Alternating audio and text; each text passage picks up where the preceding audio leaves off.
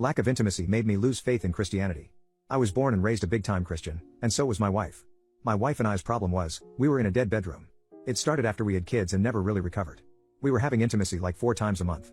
Now I tried to address it many times, doing the usual stuff like communicating, telling her what I need etc. but I was met with deflections, excuses like she is stressed, tired, empty promises. So I tried to reason with her by saying that our vows are to have and hold and she is failing her duty to satisfy me as a good obedient wife.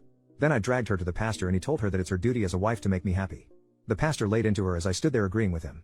My wife apologized and things improved for like a month and then reverted back. This is when I started to consider divorce, which was a huge thing, as divorce is not something I thought I would ever do due to my faith.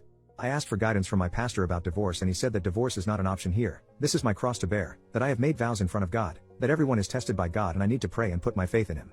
This made my blood boil. It felt unjust, that the same faith that expects me to hold up my end of the bargain, absolves my wife of hers.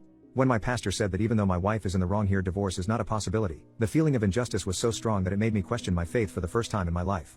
I started to question everything that was told, started to see inconsistencies, faults everywhere in my faith. I became distant, moody, annoyed when anything related to church. My wife caught up on it and started to question me and I confessed about my doubts. She went to the pastor about my doubts and he asked me about them. I was very confrontational and my wife didn't like that, so afterwards she said that she can't be married to someone who questions his faith. That was the final nail in the coffin. That's when I decided that I am not a Christian anymore.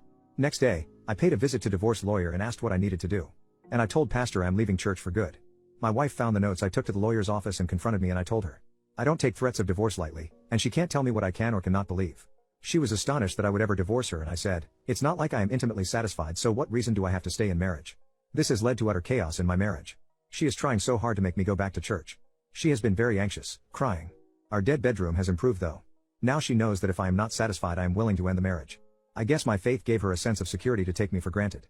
She is very anxious, and told me that it's unfair that if she doesn't do what I want I will leave, that she needs to be my property, that she feels like a prisoner in her own home. I told her sadly that is how it will have to be if she wants me to stay married to her. 2 days ago she told me she will never have intimacy with me again. I told her I was leaving in that case. Cue the crying, snort bubbles, and 2 hours later, she initiated intimacy. Now she is compulsively checking my phone. Even came to my office. Asked me whether I am looking at corn. I am not sure how to proceed. With all that happened, I don't even have friends who I could talk to as all of them are religious.